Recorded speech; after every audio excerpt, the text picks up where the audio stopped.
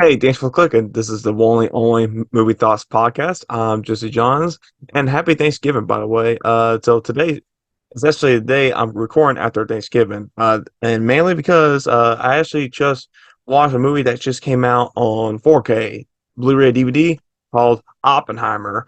Which, by the way, I just bought the 4K right here today, and I actually watched it. I saw it twice actually, so I seen it just a second time, just today actually, and I already seen this movie in theater, and I just want to hop on here and give my thoughts about this movie because I actually have not reviewed this movie yet. So shocker, right? This movie is actually about J. Robert Oppenheimer, who is discovering a Manhattan project, and of course trying to pull off a bomb, just trying to stop Civil War, World War II, stuff like that. After the bomb happened, they're all questioning him how about this project, without trying to spoil anything, of course. And this is actually a movie that I think is really needs to be worth watching. The movie, I really enjoyed it. I think it's one of the best movies of this year in 2023. But then this is a biopic movie, so it's about J. Robert Oppenheimer, about the bombing that he discovered. And also, I understand maybe not everybody's not into like biopics and stuff like that, history related stuff. But if you are, definitely check out this movie out. If you're not in the history, then it might not be for you. But I'm into history related stuff, and that's the main reason why I went to go watch Oppenheimer in theater. Actually, I saw this day before my birthday. So July 29th is actually when I watched Oppenheimer. So July 30th would have been my birthday. So the movie is 3 hours long. So this might be a movie that not everybody wants to sit through.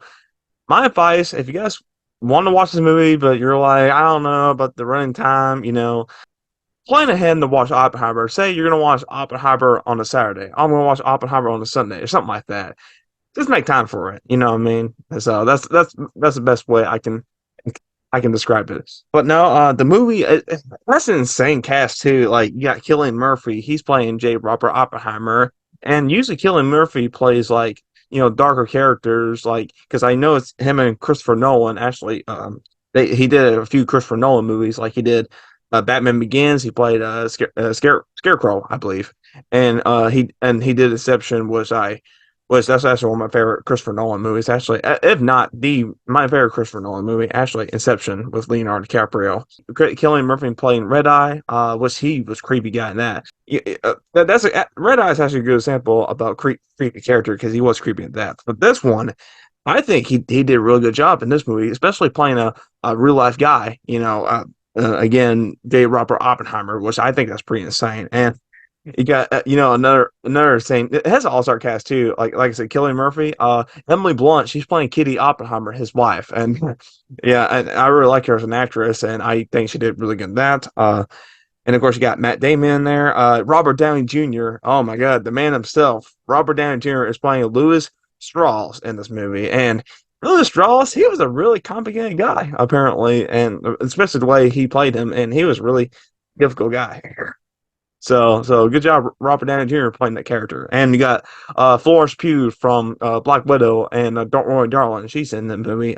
Really, maybe like 25 minutes into the movie, I think. That's about the only time she was even in it. Who else was in this? Rami Malek, he was in it. So that's what I mean by all-star cast. So it's pretty insane that Christopher Nolan got an all-star cast playing this movie. I actually just found out this Oppenheimer is actually Christopher Nolan's 12th movie that he directed. I'm not sure how many movies that he produced it, but this is the 12th movie that he directed, and this is actually his second based on a true story movie because the first one he did was Dunkirk, where that was something new for him, which I saw that in theaters too, actually. So guys, I think Christopher Nolan consistently make good movies, especially the Dark Knight trilogy, because I think those three movies are really well done movies, and I actually that's when I heard Christopher Nolan's name. It's the Dark Knight movies. Batman Begins, Dark Knight, and then Dark Knight Rises.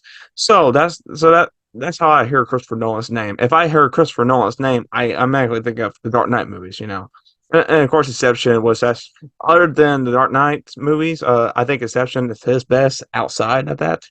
I know he did Interstellar, but that was a pretty well done movie, I thought. And so that's why I said I think he's consistently made good movies.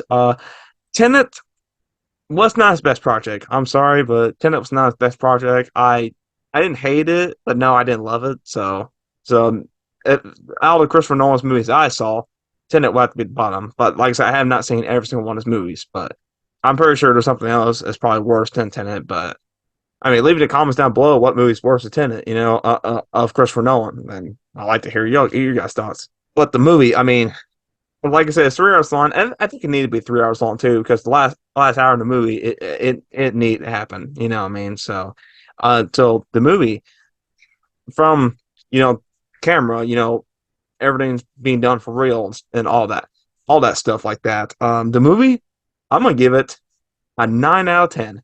I'm gonna give Oppenheimer a 9 out of 10.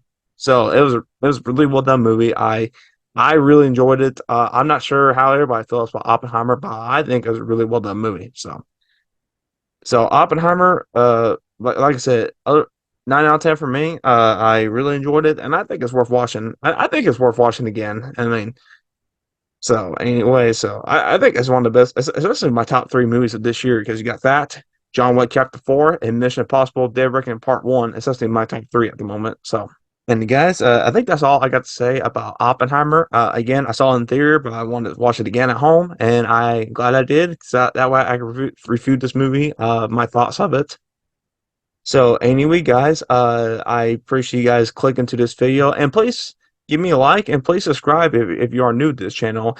And guys, this is also want to say here, I plan on not just reviewing 2023 movies, but also like to review 2022. It could be 2021, could be 2020, 2019, something like that. Heck, it could be the 80s. What movie you want me to review in the 80s?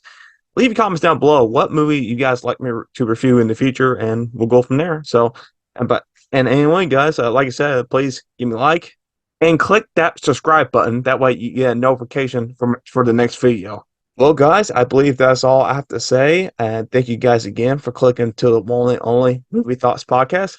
I'm Jesse Johns. I'll see you guys in the next video. Goodbye.